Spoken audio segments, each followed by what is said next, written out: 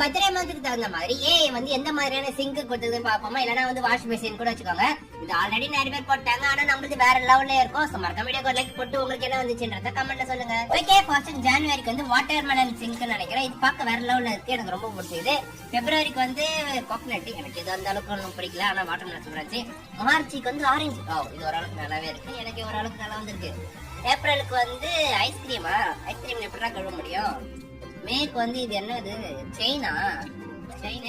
ஜூனுக்கு வந்து ஸ்ட்ராபெரி, இது வேற லெவல்ல இருக்கு, பார்க்க சூப்பராவும் இருக்கு. ஜூலைக்கு வந்து இது என்ன பிரைஸ் போட்டுது.